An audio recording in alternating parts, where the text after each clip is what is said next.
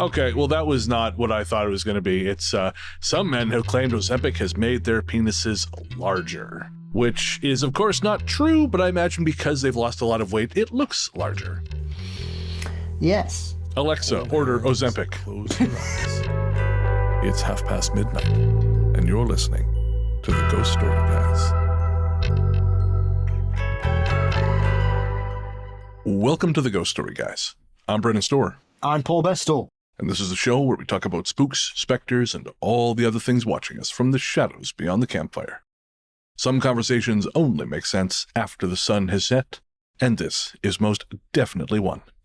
Thanks for tuning in. This is episode number 227, and we're coming to you from that tiny mountain cabin you dream about, but can never quite reach. Paul Bestall, my friend, a post-Halloween hello to you, and how are you doing? I'm doing very well, my friend. Very well. We've survived Bonfire Night as well as Halloween, and we're all good. Well, judging from the explosions I heard earlier, you haven't survived it yet, but you're in the process of surviving it. Well, you just become immune to it, really. Well, speaking of fireworks, I was saying to you on Shannon LeGros' show when we were on there yesterday, that when I came home from Victoria, I was driving along the highway. It was pitch black outside, and I was seeing these explosions of gold and green on the horizon.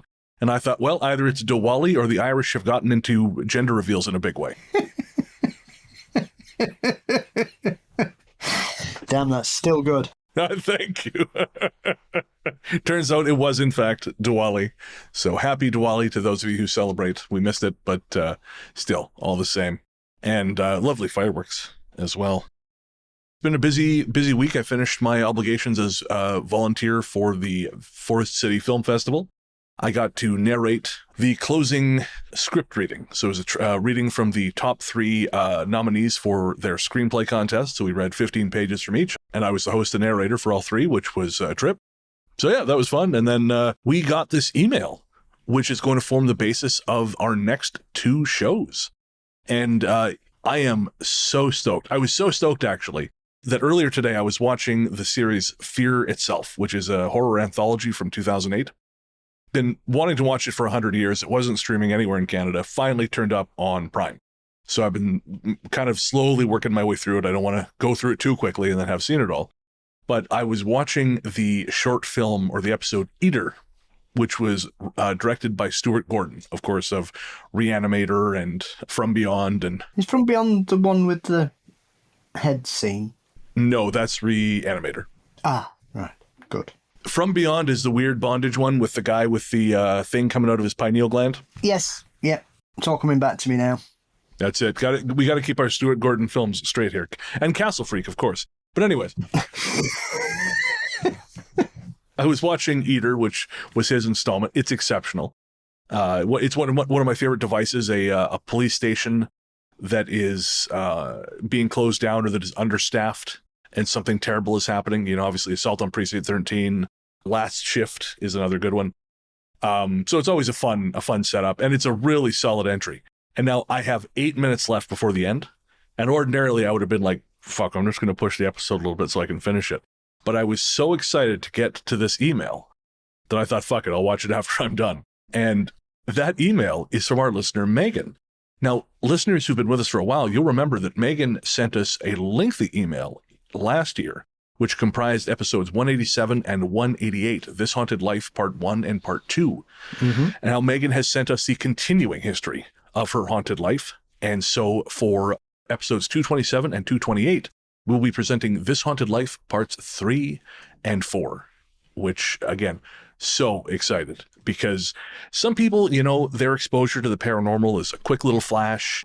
Or guys like you and me, it's a little more of a prolonged thing. You grew up in a haunted house. You know, I worked in a haunted office building. But Meghan has had a life of haunting, a life of constant, near constant at least, interaction with the paranormal. And so as soon as that email landed, I thought, I know exactly what we're doing. And that is, in fact, what we're doing because it is great stuff.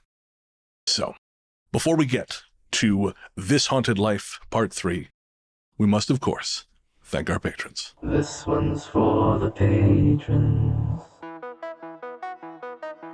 Patrons, we could not do what we do without you. So thank you. Thank you, thank you. For real, guys. Every single person who downloads our show, you help make us who we are. But without patrons, Apple Podcasts, and YouTube subscribers, we would be, to not put too fine a point on it, fucked. So thank you. So thank you to everyone who has supported us, past and present. And while we'd like to thank all of our subscribers, we would especially like to thank our latest ones. They are... Zippy! Oh! Okay, well, he really wanted to do that one, folks, so we're Zippy it is.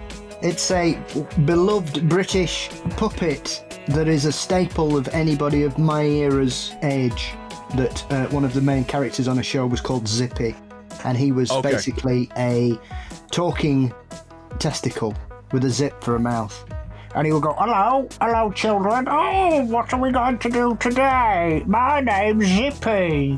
British children's television continues to be an endless well of nightmares. And the show was called Rainbow, if you'd like to find out more. There you go. Look up Rainbow. But for now, we will also thank Jenny B. Chebarashka. And Ann Jordan. Again, thank you so much from the bottom of our terrible hearts. And of course, we understand times are tough right now. So, if you can't support us financially, hey, that is okay too. We still love you. But if you can get bonus episodes, early ad-free release, Ghost Force shoutouts, extra episodes, extra conversations between myself and Paul, our monthly live stream, all kinds of cool stuff. And you can get that by clicking the link in the show notes or by heading to patreon.com/ghoststoryguys. Again, that's patreon.com/ghoststoryguys, or becoming a friend of the cabin on Apple Podcasts. All right, Paul, you all limbered up. You ready to spelunk into a haunted life? I'm as ready as Madeline Kahn is in Blazing Saddles, Brennan. It's true.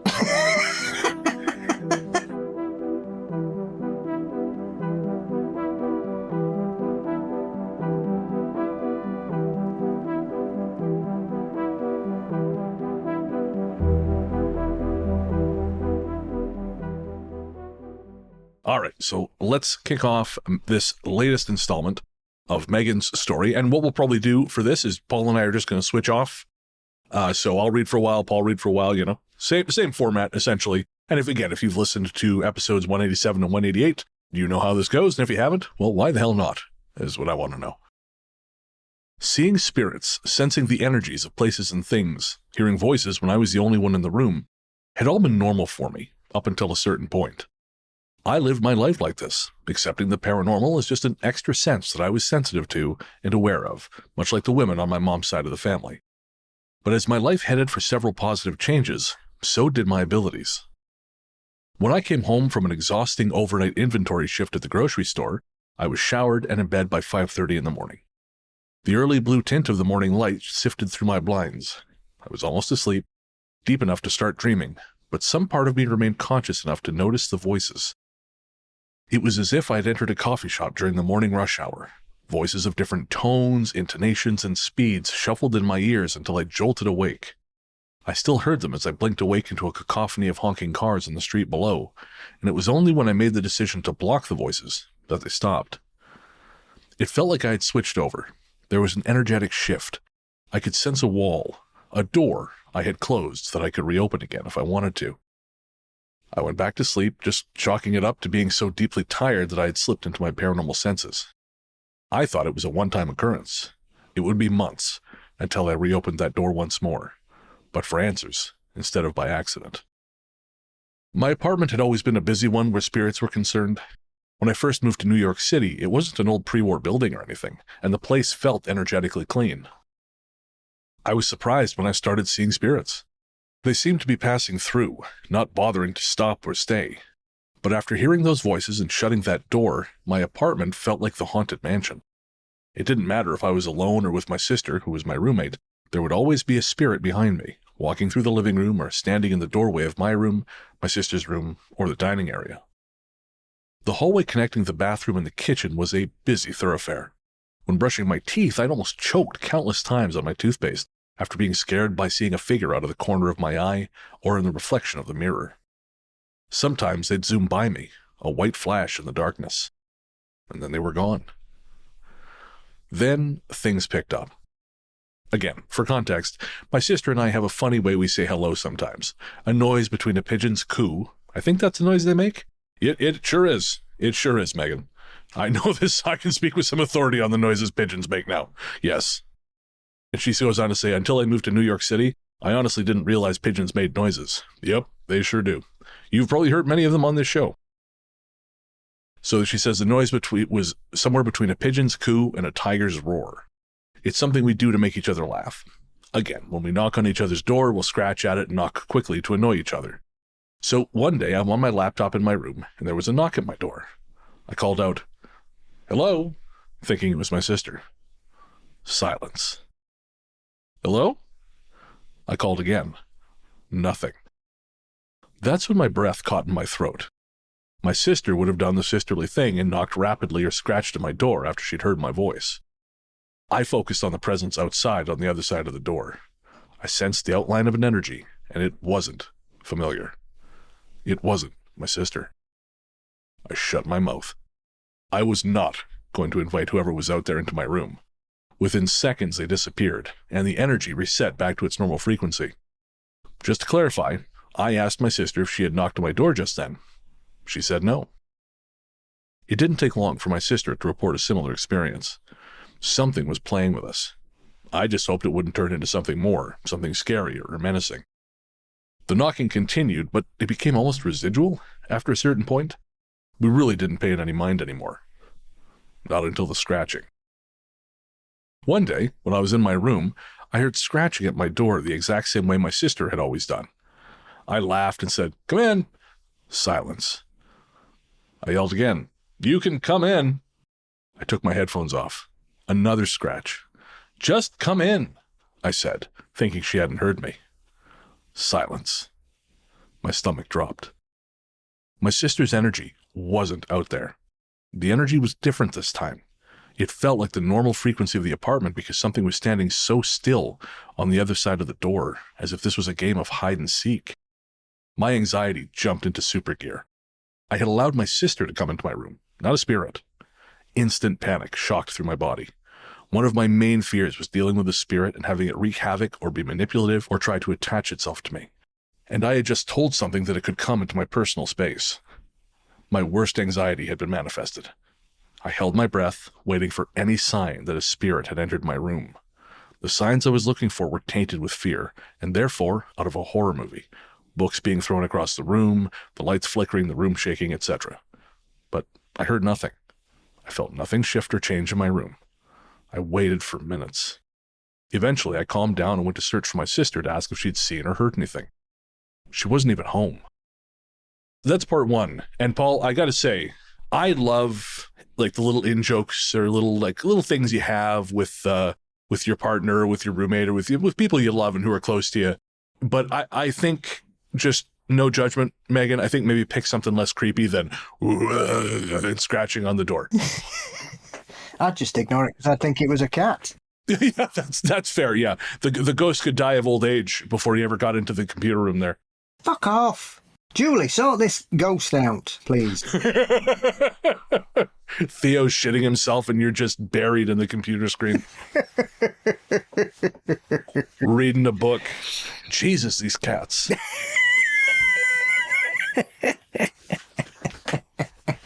I think it's interesting that it doesn't necessarily seem like this permission sort of extended to the creature, unless like we might find differently as we go on. But it seems like even though she said come in, the intentionality wasn't there to allow it in. You know, she was talking to her sister, not to whatever's out there.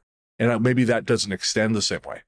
It's strange sometimes that you get this. It's almost as if they're wanting to get a rise out of you to make you acknowledge it, but then don't want to do anything with it, as though they enjoy leaving you hanging. Yeah, like it's a little bit like that trickster thing, right? There's like this intention to kind of fuck with you. Yep. Yeah. But not actually. It's again. Part of me wonders if it gets some kind of satisfaction out of it. Because I was thinking about this the other day. I thought, why would it be so different from us, right? How many shit-stirring edgelords do we know? And all they really get out of it is kind of like a perverse satisfaction. It's not like they're actually feeding on it. They're just They're just dicks and they enjoy it. So maybe that's it. Maybe these ghosts are just dicks and they enjoy it. Why not? Might have been a dick in a previous life. Yeah, as we've said many times in the show, I can't imagine why, if someone was a bastard in life, why death would do anything to improve their temperament. You don't get a personality overhaul, I believe. Wouldn't it be great if death was like going into one of the car wash in GTA 5? Oh, you're no longer a piece of shit. Reduce your dickhead star level. Yeah. You sit up from where you sit up from your car where you were drinking and driving, and you slammed into a telephone pole, and you go, "Oh, man, I wasted my life, didn't I?" Yes, I was thinking about that as I was watching the trailer for the new PC game Bigfoot Life, and I'm going to investigate that later. Oh, so does it look good? I saw someone posted it on the Facebook group. I watched a little bit of it with the sound off, but I haven't actually checked out the full trailer yet. Does it look promising? Yeah, it looks like you can just hide about and bother people. The Brennan Storr simulator. Yes, it's not as good as those reels of developers messing with people in games online where they're turning up in Call of Duty as Bigfoot and just attacking people and things. I have never seen this. I didn't know this was a thing. Yeah, there's tons of them. There's one guy who always does it on GTA, and he always turns up as like a seagull and picks people up, flies off with them, and they're like, get off me! Or he'll like pretend to be a cat, and somebody will stop and he'll run into and drive off in the car and stuff. Or Batman and Spider-Man.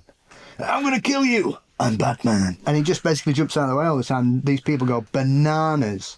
But there is, if you go on Instagram and look, Bigfoot PC game reels, you'll see that kind of trolling I can get behind. Yes. Big time. Oh man, I'm pretty sure one of those GTA games in the offline version, I think you can find Bigfoot, if I'm not mistaken. It was supposed to be San Andreas, but it's not true. It's an urban myth. Ah, okay. Sadly. Boo, that's disappointing. When GTA 6 lands in 2136, it might be in that one. I can't wait for there to be a console invented that can actually play the fucking thing. We'll be able to live it by that point. I live in London, Ontario, man. I live in GTA every day anyways. Wish I lived in Vice City. You're in Sheffield. That's not a million miles removed. Great music. This is true. And before we move on here, there was a couple little things I found online I wanted to share with you. So there's a link in the script going to this ghost town outside of Whistler called Parkhurst. I'd never heard of it before. Apparently, it was named after a Mr. Parkhurst who died in 1926, and the land was bought by some brothers who turned the area into a lumber mill. It went on to have a second life where people would like hike to it and have sleep there, kind of have pictures taken there. And now it's just a bunch of sort of rundown old equipment and shacks. But it's just kind of sitting out there in the bush for anyone who wants to hike out there and find it. And I was thinking like, oh, that might be kind of cool. And then I watched a YouTube video of a guy hiking out there. I think his account's called Exit Through the Gift Shop. He does a lot of hiking videos. And there was a point during his hike where he went, oh, I'm not sure which direction to go. And that's where I would just die. So I don't think I'm going to try. You don't want to go and see these infamous nude photos? I saw. I don't know that they're actually out at the site, but no. Thankfully, one of the few good things the internet has done is that I no longer have to hunt for my pornography in the woods like I'm an old time homesteader looking for dinner. Like the good old days. Like the good old days. Build a den. You come back the following week, and it'd be full of naughty magazines. It reminds me of, how there used to be, I can't remember what their names were, but there was that movement of people who thought that you could create creatures. There were recipes to make creatures. They didn't understand that, like, if you put out, a couple grains of wheat and other shit in a kettle, that, that a mouse is just going to come find the grain. It doesn't turn into a mouse. You say that. Can you prove it unless you're there? Well, that's fair. That's fair. But I just feel like this was like that for pornography. You just it was like a summoning ritual for giant hair. Just lots of horny people wandering around in the 80s, it would seem. I don't know what was going on. Cocaine was going on. Not where I was. I have a hard time believing that. No. Glue, yes. Coke, no. Oh, okay, that's fair. That's fair. Them days, you had to pay £3 for a joint. Never mind get a full bag of it. Christ. I always forget that. Yeah, I guess out there it was harder to get. Thankfully, that didn't last long. Just in time for Paul Vestal to hit maturity. No comment. No, I didn't tend to wait. All right, going back to ghosts, I found one more thing we're going to share before Paul continues with Meghan's story. I was doing some research for my appearance on Where Did the Road Go? And I came across this story, which is much more in line with what we've been talking about here. It is from the 1900 book, The Unknown, by Camille Flammarion. Are you familiar with Flammarion's work? I am indeed, yes. This is his 1900 book, and the parts that I found really interesting were the dream stuff, because again, we were doing a dream episode over there. But this kind of popped up, and it just was so textbook spooky that I had to share it. So the story goes, when I was 30 years of age, the aunt who brought me up and whom I loved as a mother died of black smallpox. I had not been told of her death, and I was, of course, not permitted to go into her room. She had often said to me in jest, "Oh, if I die and you were not near me, I will come to bid you farewell." In the middle of the night, I saw a white form advancing towards me, which I did not at first recognize. I woke up. There was twilight in my room, and I saw the phantom reflected in a glass wardrobe placed opposite my bed. The phantom said to me in a scarcely audible voice, "Farewell." I stretched out my arms to clasp it, but it had disappeared. My poor aunt had been dead several hours when I had this hallucination. Yes, people forget that Flammarion was very much part of the growing spiritualist movement at the end of the 19th century, as well as being an astronomer and a bit of a Renaissance man. He's one of the guys that went all in on the Martian canals at the turn of the 19th century, early 20th century. Right. Did he, in the end, was he one of these guys who kind of renounced the paranormal? Had sort of, kind of like Keel, not renounced it, but had sort of become disenchanted with it? No. He was fully on board with it. He was, he's a very interesting character. He's one of those people that more people, like I say, he was just fascinated by all kinds of things because he was into spiritualism, but he was also a devoted Darwin believer and the theory of evolution. So he was very much kind of outside the gates, banging to get in. But he was an extremely clever man who just liked to do very strange things. I think he built his own observatory as well at his home. Oh, interesting. So he's a real character. I mean, he did write a lot of books about spiritualism. He's one of the leading lights in European spiritualism at the turn of the 19th, beginning early 20th century. Famously threatened to sue the New York Times as well. Oh, really? Why is that? Because they misquoted him. He was asked about Halley's Comet when it was due to fly over in 1910, I think it was. And he basically, because people were saying, because at that Earth was supposed to pass through the tail of the comet. Okay. And so people were suggesting that we might all die because of noxious gases. And so people were saying that Flammarion had said this.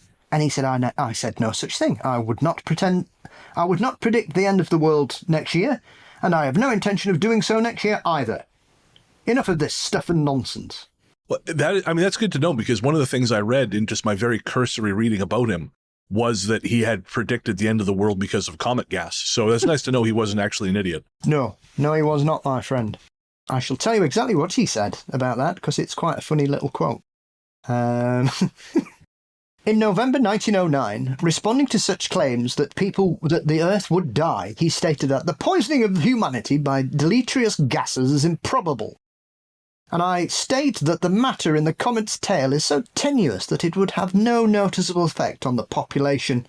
However, it would be interesting to see what gases could cause this in the atmosphere of Earth, and newspapers ignored all the beginning of it and printed the second section when he was postulating on the potential of it. And then that really annoyed him. He just started threatening to sue everybody until they printed retractions. Well, that's cool. It kind of reminds me of that that one dude who keeps, every time there's a foreign body detected in space, he starts jumping up and down and screaming mothership. And for some reason, the newspapers keep using him as a source. And then I have to deal with emails from people saying, hey, man, I hear there's aliens coming, man. Like they found the mothership. Nope. Still no. Still no. Do you mean Avi Loeb? That's it. I couldn't remember his name. Well, you know, dodgy UFO stories. It's either Stephen Greer or Avi Loeb, mate. Maybe Hami Mulsan in between, depending if you want a fake body thrown in there. Well, I see the right-wing media apparatus is starting to work the UFO angle to try and gin up fear. Have you noticed this? No, not at all. It's a really surprising departure from their standard, oh, look, that person over there looks different to you. They want to kill you and eat your children. So why not would it be, oh, look at those aliens in the sky. They want to kill you and eat your children. All right. Onwards with Meghan's story. After a particularly harrowing week, I laid in bed watching a show. It was around 6 p.m. and the sunlight was beginning to last longer into the night.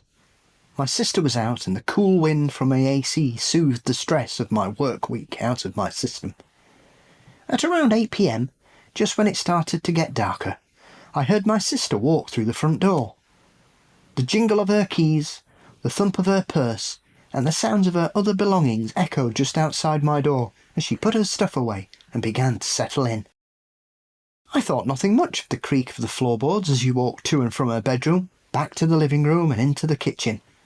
This was the norm, and I sat in my room for another maybe 20 or 25 minutes before making my way out of the living room. My sister's door was open and quiet, but I figured she was just hanging out.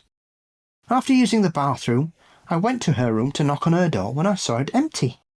I turned, confused, towards the area where we keep our bags and purses. No purse, no keys that jingled when she came through our front door.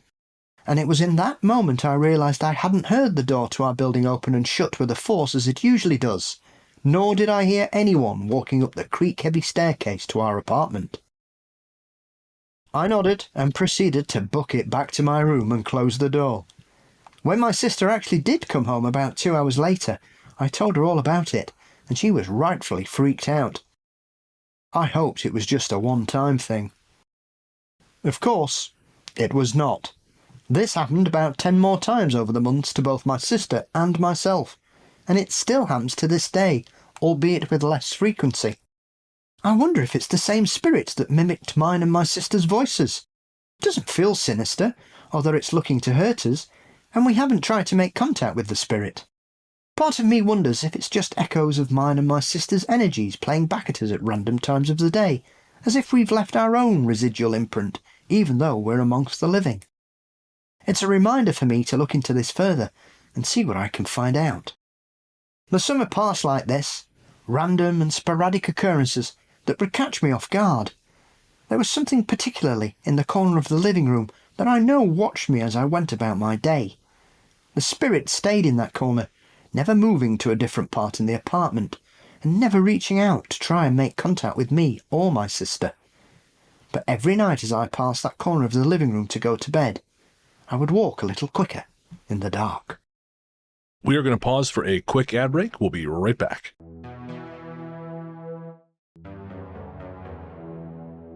Like I was saying, I opened Facebook and there were 3 reels that came up. And I know what this is going to do to my algorithm, but I cannot stop myself from clicking because of the cover, which says, quote, Ozempic penis caused by weight loss meds, ? So I'm going to watch this. I'm going to report back here. Okay, well, that was not what I thought it was going to be. It's some men have claimed Ozempic has made their penises larger, which is, of course, not true, but I imagine because they've lost a lot of weight, it looks larger. Yes. Alexa, order Ozempic. I'll be breaking into Julie's medicine box.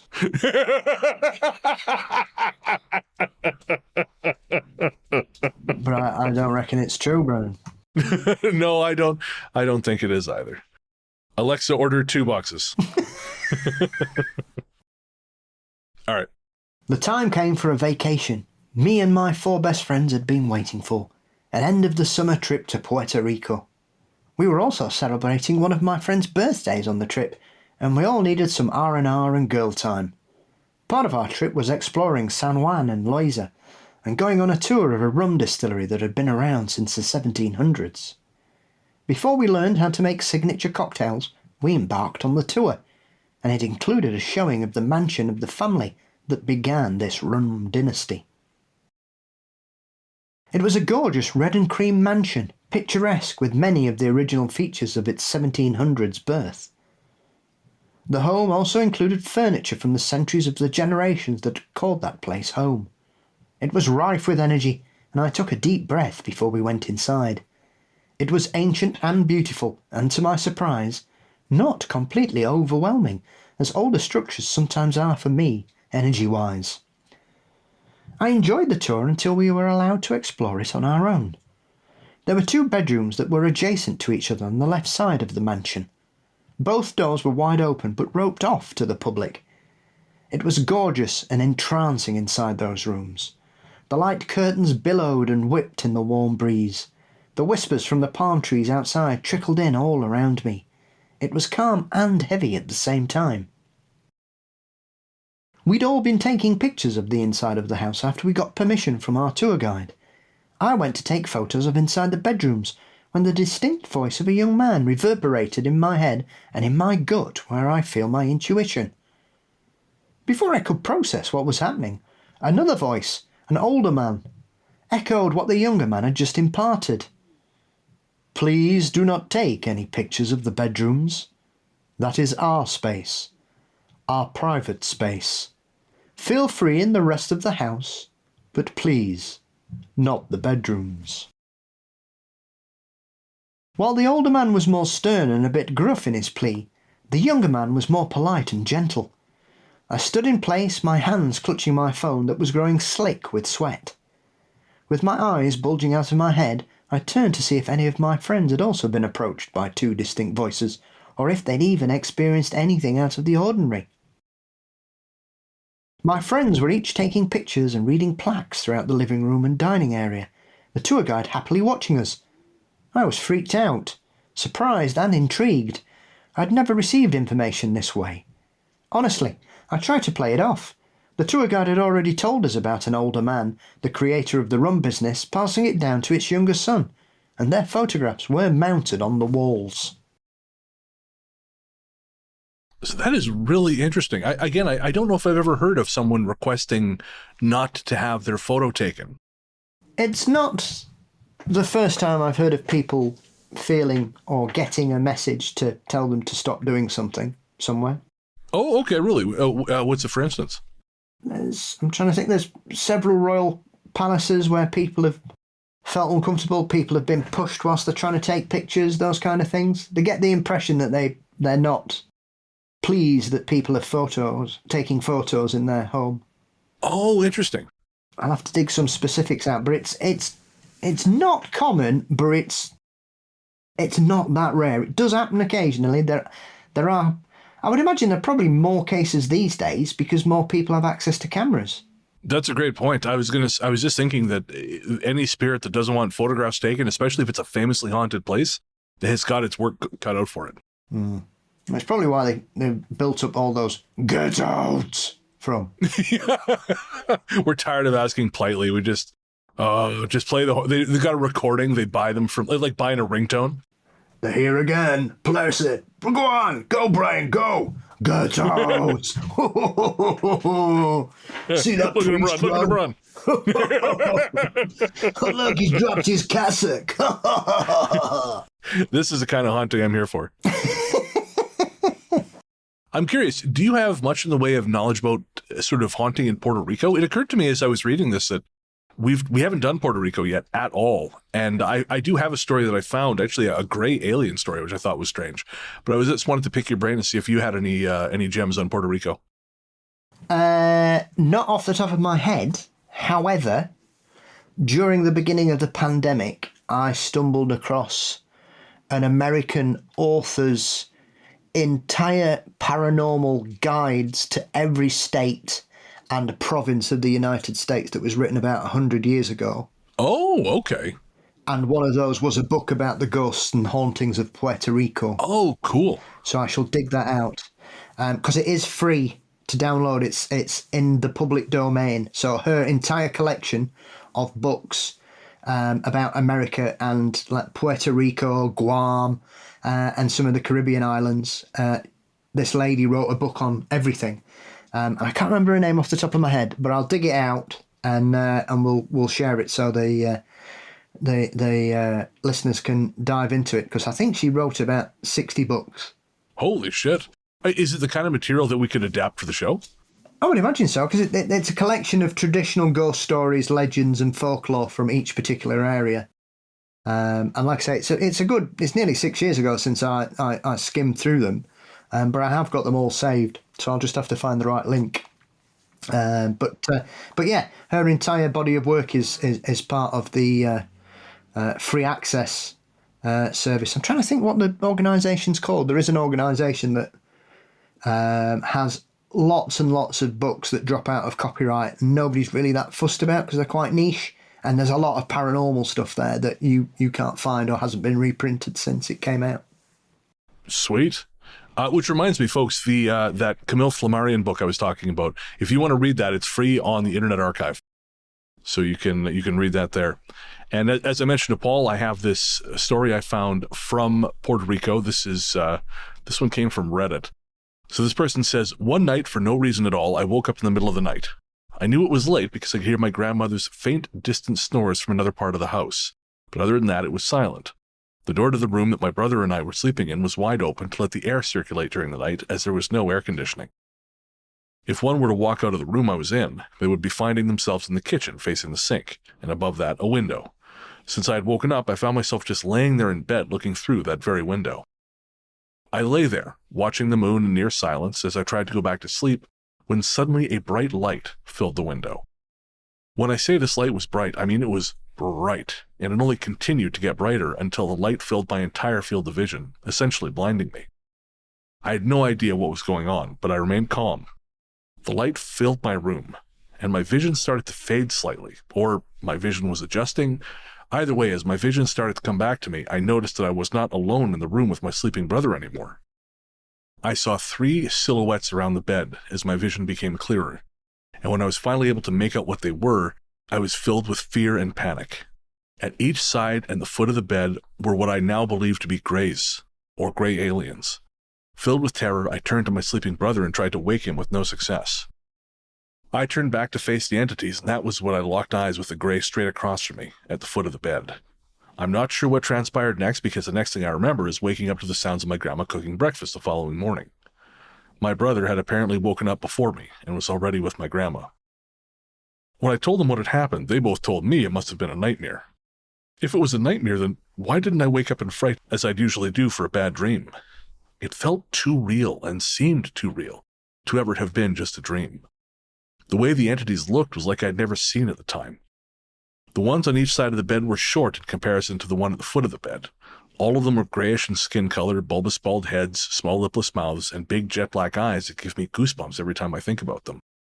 The one at the foot of my bed was not only taller than the other two, but more slender, with a longer neck and limbs. And so that has nothing to do with Meghan's story. It was just a Puerto Rico thing I found while I was searching around for background on this episode. But it was creepy, and I thought the Trinity, like the trio, was sort of an interesting addition, because it reminds me of some of the other stories we've told where they're like men in white or even shadow figures sometimes, but it seems like they often appear in threes. It is often the case, is it not? Yeah. The gray alien thing, like I really do think there's something there. Again, I know we've talked about this, and a lot of folks think that this is something that Whitley cooked up, or the, Betty and Barney Hill cooked up. But I think it's much older than that. And I think you were saying it's much older than that, is it not? Mm-hmm. Yeah, absolutely. I think often, if you only have a cursory interest in ufology, you only look at the major cases, and therefore you say, there are stories of, little grey men turning up at the end of the 40s. I know people have tried to suggest that Crowley and his special friend, that looks quite similar to a grey. I think they're similar. I don't think they're the same. But that's unusual for Crowley's acolytes to try and bookend him into anything, isn't it? The dirty chancer. That should be his official nickname, the Dirty Chancer. Absolutely, mucky bugger. All right. Well, now on with Meghan's story. I reasoned that perhaps I'd gotten in my own head and caused myself to think I'd been visited by two men telling me not to take any pictures of their bedrooms. So I clicked my camera app back on and lifted my phone to take pictures. But I was stopped by a feeling of heaviness, of lead weighing down my gut. I took this as a no when I put my phone down. The heaviness in my gut disappeared instantly. Later, I would come to know this as my no intuitive signal, but at that moment, I felt like I was just beginning to unearth a language that my body and soul already understood. I turned to my friends and we slowly gathered into a group. One of my friends turned towards the bedroom to take a picture. As she did, I was getting antsy, my body crawling with excess energy. I asked the tour guide about the bedrooms. He said that the bedrooms were for the lady and man of the house, and that they were the original bedrooms of the first and second generations of this family, also stating that the father's bedroom became his son's bedroom after he passed away. But what really got me was that they decided to reopen these bedrooms after them being closed completely to the public for 40 years. I too wouldn't want my bedroom to be on full display, especially if it had been private and closed for such a long time. After the tour ended, my friends and I were having drinks and dinner. I told them about my experience at the mansion. I hadn't really opened up to them about my history with the paranormal. It never came up in conversation, and it wasn't that I didn't feel comfortable telling them, but I was so used to keeping this topic close to my chest because of the ridicule I'd seen other people go through when they shared their experiences. But they listened and affirmed that they believed me and asked if they should delete the pictures of the bedrooms from their phones. At the time, I was still overwhelmed with this wholly new experience with my abilities and the way that information had come through, so regrettably I just shrugged in the moment. We moved on to another topic, and nothing else happened for the rest of the trip. What happened in Puerto Rico left an impression on me. This was yet another shift I had experienced in my abilities since moving to New York City.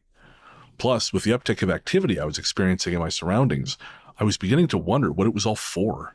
Why was this happening, and why now? I felt an ever-growing gnaw to understand it all. I didn't want this to keep happening without me being able to stop it or have it control me, creeping up on me all my life. I wanted to begin looking for help, for answers, but I had no idea how to even begin the search. I had just started my job at the library when I'd noticed the banging. My desk was adjacent to the wall that is shared with the children's room, a room we keep locked when empty. It's a space reserved for kids-only programming throughout the week. When I first started at the library, there were a lot of renovations happening upstairs. Throughout the day, you might hear clanging or someone accidentally pressing the button in the electrical room and broadcasting some curse words or humming over the PA to the whole building. This was the norm, so I thought the banging next to me was the same. One slow evening, I had the time and mental space to wonder about the banging as it commenced again right next to me. I knew there wasn't anything going on in that room and that it had been locked for the whole day. I wondered what work they were doing upstairs to be warranting all this banging all the time. I hoped, whatever it was, that it would be fixed soon so I could have some peace. My manager walked over to talk, and I asked her about the banging and the work being done upstairs, since there was certainly no work being done in the children's room to explain the noise. She shook her head. There's no work being done. All the work's happening on the other side of the building near the roof, on the HVAC. Plus, they've left for the day. After she left, I heard the banging again, as if someone was repeatedly throwing a chair against the wall. Other times I heard the banging inside the wall, and I was the only person who'd heard the distracting thumps. This lasted for my first 5 months at the library, and then it just stopped altogether. But this wouldn't be the first thing to make me think the children's room was haunted. During closing, we have to punch in a code to secure the exit doors. I stayed behind with the librarian to make sure everything was locked up. They inputted the code, and it failed. The following flashed in capital letters on the keypad. Failure to lock. Motion detected in children's room. My first thought was that the banging had started again and must have prevented us from leaving. But when we went to check to make sure no child was stuck inside, the room was quiet, and nobody was there. We cleared the library again and tried to lock it up. Yet again the keypad flashed. Motion detected in children's room. The librarian was so frustrated, and I was too, for different reasons. Can't the ghost just stay still and let us go home? I whined to myself, half asleep and ready to climb into bed. We had to wait an extra 30-some minutes for external security to check the place before we could get permission to leave. We were cleared from the explanation of any vermin or mice, and the issue with closing was just assigned to the keypad acting up. It's only ever happened once again with the same message: motion detected in children's room. But maybe the ghost did stay still this second time, because we were able to lock up after clearing the library only once more. And with that, and me flashing back to my very first job, which was in a library and was terrible, we are going to take a quick break for some ads.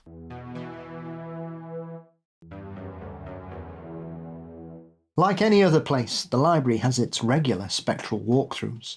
I even get paged regularly on my desk phone from an unknown source. When I pick up, there's never a dial tone, and never anybody on the other end. IT had no idea what was happening, and my co-workers have all nicknamed my phone the ghost phone. I just figured that a spirit is trying to get in touch with me via the phone. These little occurrences are scattered throughout my days and weeks. It happens so regularly that I often forget about the otherworldly happenings. But some experiences will be forever marked as major shifts with my abilities. In late October, I took a trip to visit friends and parents in Virginia. I hadn't been in that apartment, where I'd had a plethora of experiences in about 3 years. The first thing I noticed being back there was my bedroom. When I went to unpack and freshen up, a familiar and unwelcome sensation filled the room. Ever since I sent my previous story to you guys, I began remembering things that happened that I'd blocked out throughout the years. Here are some of those things to give my story at my parents' house further context. 1. I can't remember when the darkness crept into that apartment. Only the nights when I would lay in bed wide awake trying to fall asleep. Whilst it was nothing like 1926 Crossbow Court, it was still unpleasant and at times menacing. My closet was across from my bed to my left. My room was completely pitch black, the way I liked it when I was going to sleep. As I closed my eyes, a scraping sound filled the room. I thought it was the heater, as it sometimes makes noises when coming to life, but it continued. It had the rhythm of a clock ticking away, and when it didn't stop after a few seconds, panic began to shoot through my body. My heartbeat quickened. I gained enough courage to open my eyes and squinted through the dark. And there it was, an empty hanger I'd left hanging on my closet doorknob, swaying from right to left. And then I felt it. The room gave into the darkness and pulled with an energy that I can best describe as taunting. This energy was looking right at me. It was right next to the hanger, yet all around my room. It was watching me, and I knew it was watching me to see what I would do, like it was waiting for me to run or something. After what felt like hours, I regained the mobility in my body to turn over, so my back faced towards the closet, and shut my eyes. At that time, what I felt was the only way to get rid of the energy was to ignore it, so I went to sleep, anticipating that this would be a one-time occurrence. Secondly, it was common knowledge in my family that there was a ghost in the kitchen, at least more than 2 in the living room. When I was alone, there was always a presence in the kitchen. It wasn't oppressive. I could feel the energy, the spirit move out of the way whenever I needed anything in there. When I was sitting on the couch, I'd always see someone out the corner of my eye in the kitchen, and I'd always hear things moving around in there, clinking together softly, or the old tiles creaking under somebody's weight when nobody was there. In the living room there was always movement. Shadows darting here and there, the television turning off on its own, lights that flickered, and even my computer, whilst it was still plugged in and charged, dying suddenly. It felt like that room was an energy vacuum, a paranormal Penn station where spirits were transferring to another train or bus to get to where they wanted to go. But it was only in the living room that this type of energy seemed to be held. Thirdly, whilst I was hoping that the swinger hanger in my room was a one-time ordeal, it seemed like the spirit in my room moved on to other ways to try and scare me. The nightmares came with an odd frequency to them, as if in a schedule. It started off as only having a nightmare every 2 months. Then it soon became every 2 weeks, until I was anticipating waking up nightmares. until I anticipated waking up to nightmares 3 out of 7 nights a week, then every other day. Sometimes I'd even remember what they were about. Other times, thankfully, they would have been scrubbed from my brain when I awoke, and only had to contend with the residue of they left behind. That terrible sinking feeling in my gut, and a heaviness in my shoulders. The ones I did remember were always dark and horrible, full of dark energies and dread and just nastiness. I barely got any sleep on those nights. The nightmares did stop after some months, but it didn't change the fact that I would wake up during the night for no reason. I'd just open my eyes, my heart pounding in my chest, my palms all sweaty. I do have a history of anxiety and panic attacks, but this was different. This felt like an internal alarm system jolting me awake to an unseen danger. And there it was. That presence I'd first felt during the swinging hangar. It was more in the background, like it was coming forwards as it had in the past. This spirit knew I could see and sense it, perhaps even when it didn't want to be seen or sensed. At this time I was sleeping with my bathroom light on, and all my string lights. I did not feel safe sleeping in the dark again. 3 years later, I was standing in my old bedroom again, and the familiar squeeze of eyes watching and following my every move prickled upon my skin.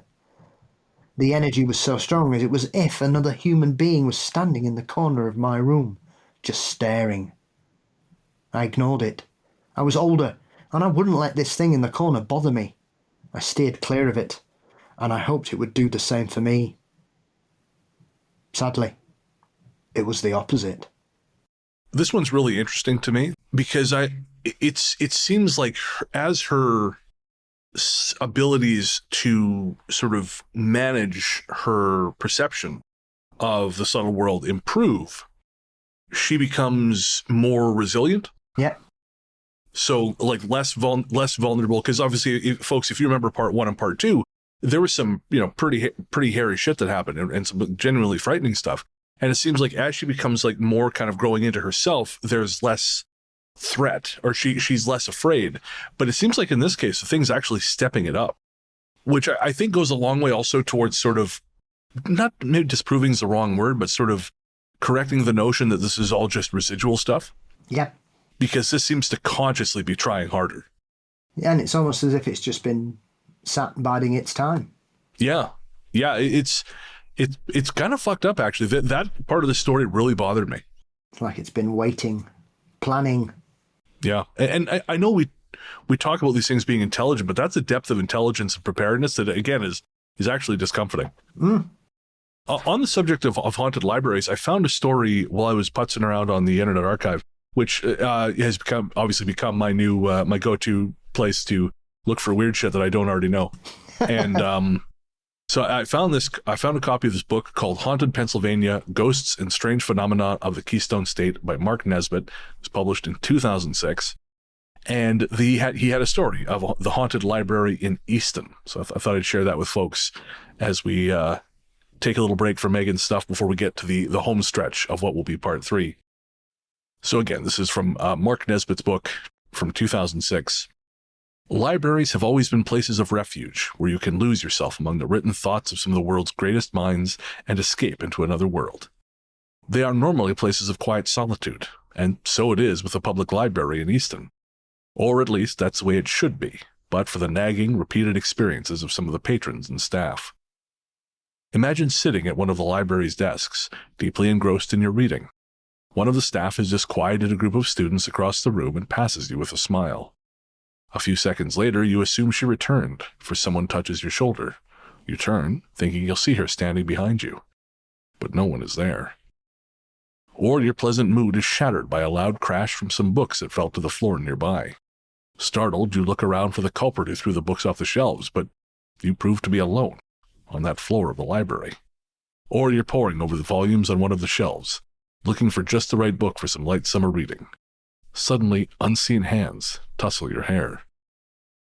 You relate your experience under your breath to one of the librarians and discover that they are not unusual at all, that actually you're lucky more hasn't happened. She tells you about the time the filing cabinet drawers flew open all by themselves, And you wonder about the strange, sharp sound you heard when you were back in the stacks when she tells you of the doors in the library that slam shut, then swing open again, all of their own accord. Well, while you were in the library, you might decide to try to do a little research on the Easton Public Library itself. If you do, you may discover a few things that make you wish you hadn't started digging. Your research will unveil that in 1903, during the excavation for the construction of the building, workers began to unearth something bizarre: bodies. And the more they kept digging, the more they found. 514 in all. Most of the bodies were moved to other cemeteries. 30 went unclaimed. 2 of the bodies, because of their stature in life, were given prominent reburial sites. Elizabeth Bell, Mammy Morgan, okay, I don't love that, was reinterred in the library's west lawn, and William Parsons in the front lawn. Since then, there have been reports of a figure, the mere shadow of a woman moving with a strange, almost floating motion across the library grounds. It is said that this is Mammy Morgan's wraith, who drifts about the grounds at night, apparently unsettled about her exhumation and reburial under the west lawn. Even more chilling, the bodies of the unknown, as well as the numerous unattached body parts that were unearthed, were reburied en masse in a vault located under the library's northeast driveway, an area that the dead seem to want to reclaim, since the driveway's been settling into a depression ever since. And Paul, I gotta say, man, that starts off as like pretty just bulk standard ghost story, and then all of a sudden we have a serial killer's charnel pit they just happen to find under there. They just kind of throw that in nonchalantly. Par for the course here. Yeah, I guess so. Especially when they're doing the tube in London, they're always finding pits filled with skeletons. It's just a bizarre thing to be like, well, here we have H.H. Holmes's burial pit, and well, we're just going to dig him up, stick him in a vault. I'm sure everything is fine. And like, again, the nonchalant way of body parts. Okay. From where? Why are they there? I need more information. If you're going to tell me you found like 500 dead bodies, I need like a Catholic official to be mad at. Yes. Well, libraries are the kind of place you would expect to be haunted, in my opinion. Oh, yeah? I think so. If you think of the age, especially the big ones, the old ones, think of the age of some of the books there, the people that have held them, touched them, loved them. There's a lot of emotion tied up in a book, in a library, and you add more and more and more and more, you're creating a hot spot, in my opinion. I'd be more surprised about a library that isn't haunted, if I'm honest. It makes total sense. I never thought about it like that, but when you put it that way, I can see it. I mean, we've got several, unsurprisingly, here. Would you like to hear about my perhaps favourite for a particular reason? You know I would. Okay. So, the Harry Price collection of magical literature is held at the Senate House Library in London, and holds the Harry Price collection. So, essentially, Harry Price, the world's greatest ghost hunter, as he would often like to tell everyone, basically was an obsessive. He collected everything. So when he died in 1948, his entire library was bequeathed to Senate House Library, which is where, if you go to the University of London and Oxford, you have access to this library. You can go on a day trip, you can look at the collection if you wish. There were 13,000 books, pamphlets and periodicals in Price's collection when he died, as well as leaving a large amount of cash for the library to continue to add to the collection.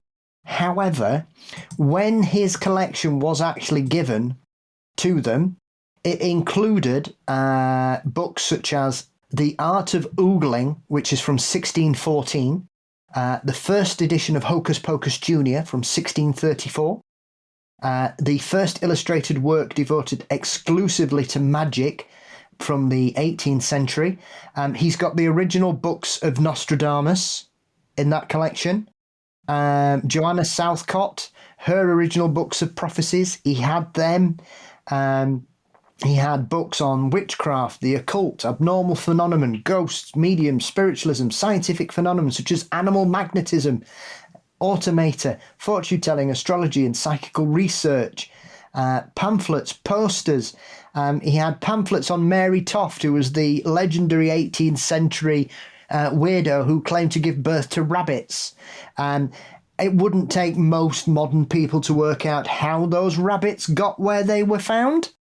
And yes, that's what she was doing. She was putting them there and then pretending. No. Yes, that dirty Mary Toft was doing that. Paul, I've never been angrier about anything in my life. So yes, so basically they've been continuing to add to that collection.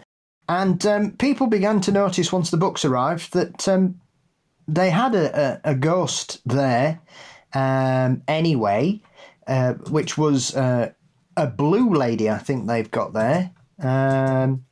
So the staff have often reported since the books took residence on the 8th floor, strange activity just took off. Laughter is often heard.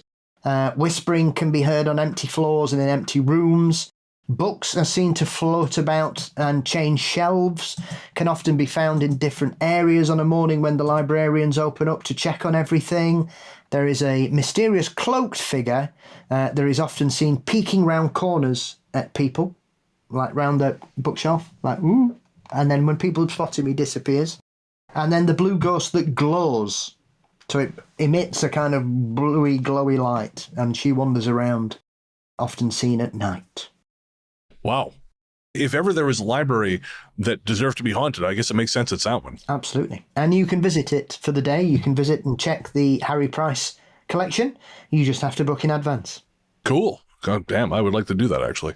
So yes, haunted libraries, marvellous things. I'll say. All right, so we have one more section of Meghan's story, and then, of course, it will be concluded, well, at least as far as to the present day, I believe, in part 4. But for now, here we go. Meghan goes on to say, every time I went to my room to use the bathroom, I felt it watching. Whenever I showered and dressed for bed, it was there, at the far left corner of my room, right next to my closet. But it was the worst when I climbed into bed to sleep. My old bed was now moved to face the door, so I had a head-on view of my closet and where the energy was located. I kept ignoring the energy as I turned on my bathroom light and closed the door so it acted more as nightlight and wouldn't shine directly in my eyes. I normally sleep on my left side and always start off the night in that position. So this night, my first night back in my old room, wasn't any different. I closed my eyes. I played some ocean sounds to lull me to sleep.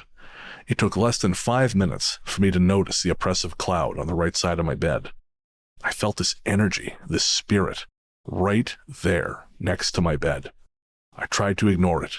I tried to push my fear and growing anxiety out of my mind and go to sleep. I focused on the crashing waves that emanated from the YouTube video on my phone, but it was still there, lurking, ever present, in a cloud that I felt spanned the whole right side of the room. It became impossible to ignore. I turned over with my eyes still closed, pretending to be sleeping.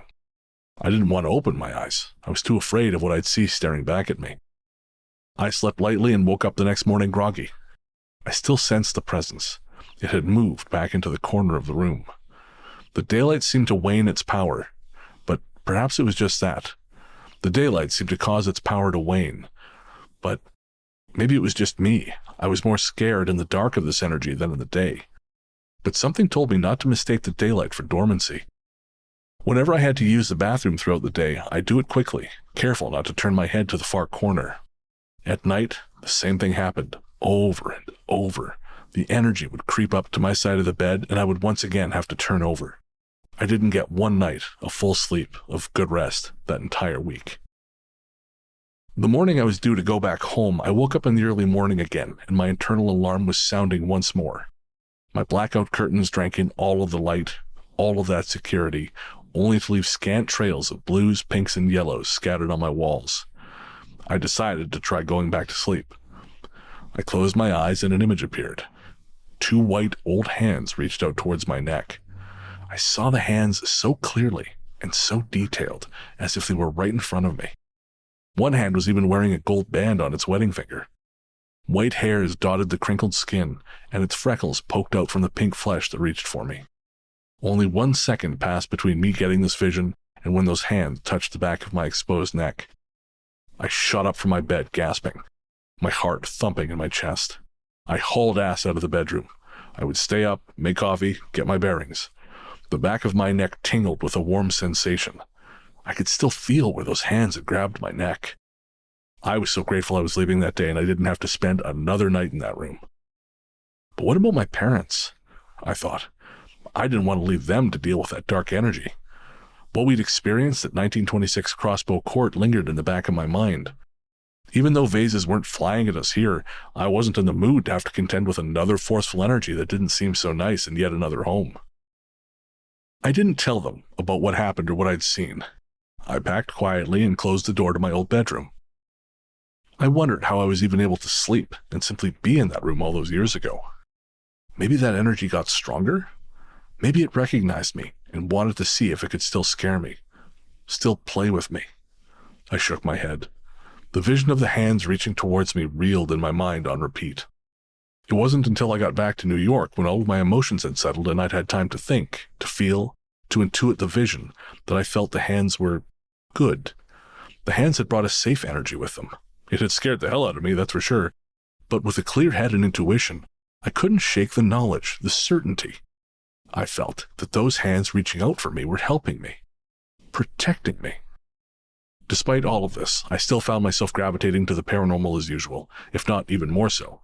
I listened to all kinds of paranormal podcasts, aside from the Ghost Story guys, of course. I refuse to believe other podcasts exist, Meghan. From boring ones that clearly didn't do their diligence on checking the legitimacy of their stories, ones focused only on dark and evil things, and some in the middle that just didn't resonate with me. I finally found a podcast that I liked. The host was a healthy skeptic. He didn't shoot down the idea of a spirit or a psychic medium, but also did everything in his power to fact-check said reports of spirits and mediums. I appreciated his approach to both the living and the dead, and kept listening. Months passed, and I kept listening, kept seeing spirits in my home, outside, at work, and the cycle continued. It wasn't until I listened to a special episode of his podcast that I found the help I'd been searching for. With a story so similar to my own, I had found someone to help me. It just felt right. Her name is Kate, and she is a real-deal psychic medium. She has consented for me to use her real name here. There are tons of fakes out there that are shameful for trying to make money or stir up shit for people who are grieving or just want answers. And these fakes are the ones that make it hard for people who do have psychic abilities to do their work. I realize that not everyone will believe what is coming next in my story, and that's okay. Then it's not for them. But I know what's true because I lived it, and I am still currently living it. I take this work very seriously and would never lie about what comes next. This has been such a wild journey, but one worthy of pursuing because it has brought me and the people I've helped such healing and fulfillment. I feel very lucky and humbled to do what I do and to be that connection for the living and the passed on. Kate is my mentor, and she not only helped me control the chaos that was happening, but helped me hone it, control it, and, most importantly, set boundaries. I know I said at the end of my last story that I wasn't a psychic medium, and therefore couldn't help that vinyl and antique store owner with his haunted door and assorted baubles. I was wrong. I was so very wrong. I am a psychic medium, and this is the rest of my story. And for the rest of that story, you will have to tune in to episode 228, This Haunted Life, Part 4. And Paul, I love this arc so much. I love seeing people develop and grow and embrace their abilities, whatever those abilities happen to be. So I am super excited for the next installment. Absolutely. On the edge of our seats. Yes, sir. So Meghan, thank you so much for getting back in touch again. The first episode of This Haunted Life aired, I think it was April 4th, 2024, something like that. So it's been about a year and a half. And yeah, it sounds like a lot has happened, and I am sure everyone is as eager as we are to hear the next part of this story. So we are going to take a quick break, and we'll be right back with our Ghost Force shoutouts.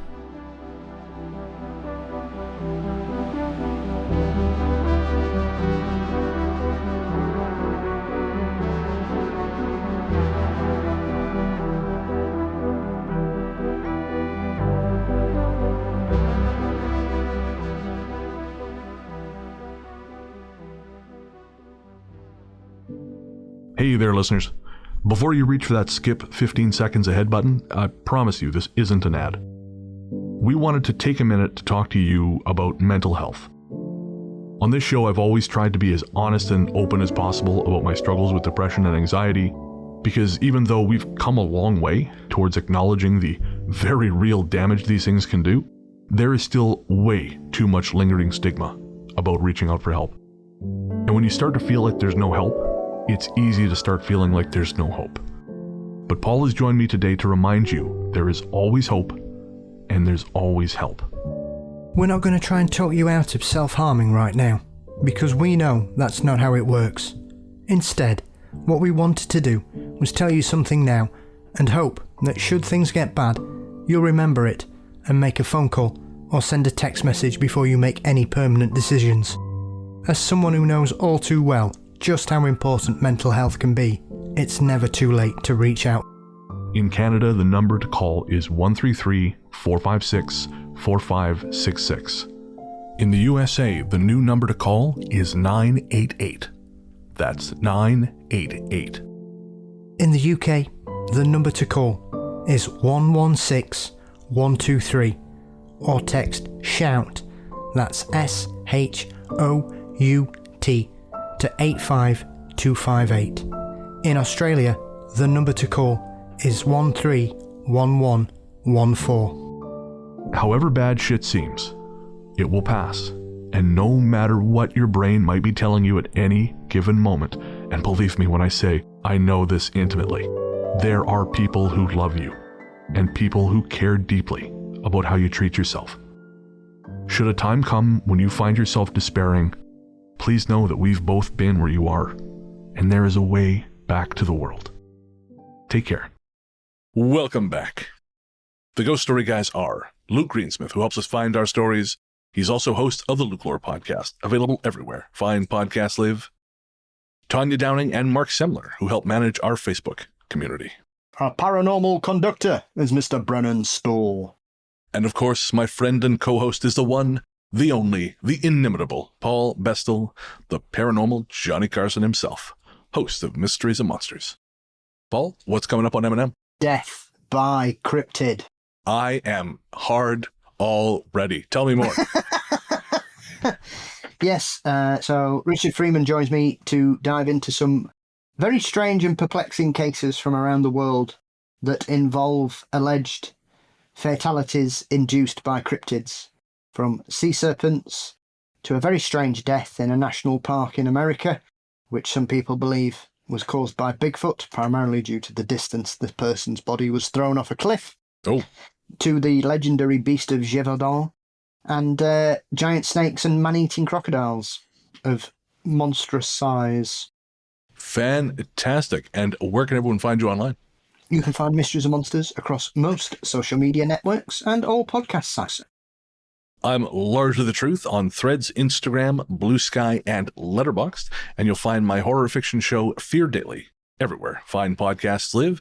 You can also hear me narrating the audiobooks of Ruth Roper Wilde. You can hear me reading her These Haunted Times, Volume 5, America, on Audible, and Volume 6 will be coming, hopefully, within the next 6 weeks or so. I've begun recording it, so I'm very excited to get that out the door, and honestly, just to read it myself, because I do love Ruth's books. As we said at the top of the show, we couldn't do this without our Patreon, Apple Podcasts, and YouTube subscribers. Again, you are truly the ones who allow this to continue. I wasn't kidding around when I said we'd be hooped without you. Support starts at the $1 level, goes all the way up to $20. We might be introducing a $50 tier at some point here in the future, but we will see about that. In the meantime, we start at $1 a month that gets you an ad-free feed, and it goes from there. And you can also get bonus conversations between myself and Paul, extra ghost shows. Currently, I've been reading Hans Holzer's Ghosts I've Met for patrons. And you also get our monthly live stream. And finally, if you support us at the $20 level, if you're really, really nuts, then that makes you part of a little something that we like to call Ghost Force.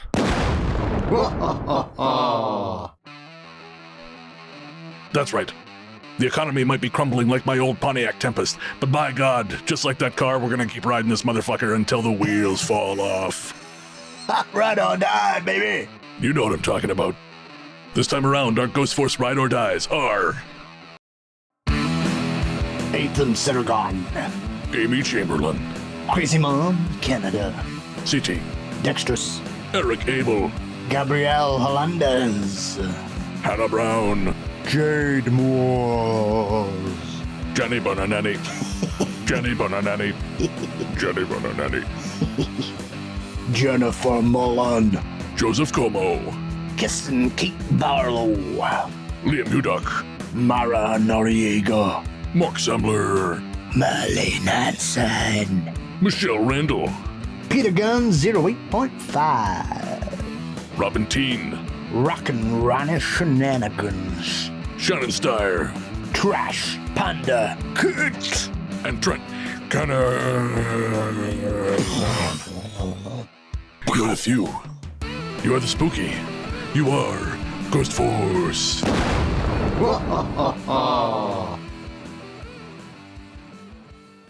For real, guys, we appreciate all of our patrons and Apple Podcast subscribers, but Ghost Force, you guys are especially nuts, and we love you for it. And again, if you want to enter those hallowed halls, you can do so by clicking the link in the show notes or by heading to patreon.com/ghoststoryguys and becoming a member of Ghost Force. Paul, my friend, do you have any guest spots coming up? Not at the moment, no, but obviously we've recently just done one on Into the Fray together, haven't we? We have indeed. Yeah, we so rarely get a chance to guest spot on other people's shows together, so that was nice. Yes, it was a delight. And in true Ghost Story Guys fashion, what was supposed to be a 75 to 90-minute spot turned into a solid 2 hours and would have kept going. Yes. Absolutely. We're just great fun. That's it. You know, can't help being good company. It's a curse we have to live with, my friend. So I believe that is going to be a patron-only chat for Shannon's patrons. Although, no, she's going to give us the link, so our patrons will also get access to that conversation. And I have 2 spots I've recorded now for Where Did the Road Go. One of them just came out for patrons, and the other for Where Did the Road Go patrons.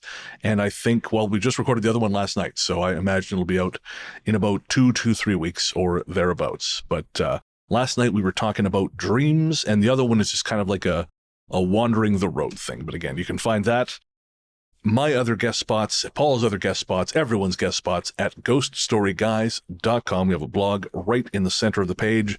Click guest spots. You'll see all the many and varied shows we've been on. And if you want to have us on your show, just send us a message. ghoststoryguys@gmail.com. We will quite literally turn up to the opening of an envelope if our names are on it. If you want to pick up some Ghost Story Guys merch, head to our website at ghoststoryguys.com. We have t-shirts, stickers, all kinds of cool stuff. And again, that's ghoststoryguys.com for all your Ghost Story Guys merchandise needs. Our theme song, Radio, Into the Darkness We Go, is composed and performed by Peter Kursov of Pizzanta Music. Find more from him by searching for Pizzanta Music wherever you get your tunes. And I guess that's going to do it. We'll be back next week, but until then, Into the darkness we go.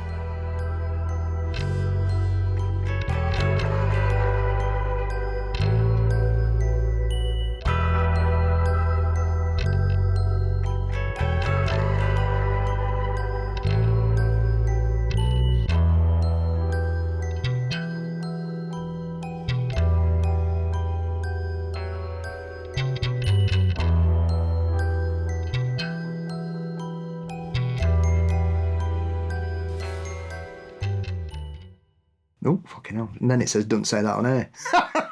There was a guy called Danny Robbins. I don't know what happened to him. Boo, hiss. Wait, sorry, what? I am, but don't we need to give them a shout out for our new ones? Yes, thank you. I completely forgot. Sorry. I almost forgot to do the fucking thing, so I think we're even. That'd be nice. Well, now he can just set Katy Perry on you, can't he? Jesus, I wouldn't want to fight her. No. She looks mean. She really does. I saw a tweet that said she is the most divorced woman this person had ever seen. You know, she got divorced. She bought a Cybertruck. She went to space. She's dating some former political leader. Like it's all there. Midlife crises happen to anybody. That's it. Sometimes you move to Ontario. Things get that crazy. You've just got to go somewhere where technology can't find you. Yeah, that's Ontario. What I want is a let's play of you playing it. I'll get me on Twitch now. Start yeah, me on exactly. Twitch streams. You're down with the kids. We've got a Ghost Story Guys Twitch account. You can just log into that. You're good to go. I have no idea what the hell I'd be doing. Hey, I didn't either, but, you know. And it'd be like putting me in charge of Disneyland and saying, off you go, mate. And I go, wow, this looks amazing. And then by 10 a.m., we've been shut down due to fatalities. Yeah, I'll be on Splash Mountain if anyone needs me. The place just catches fire.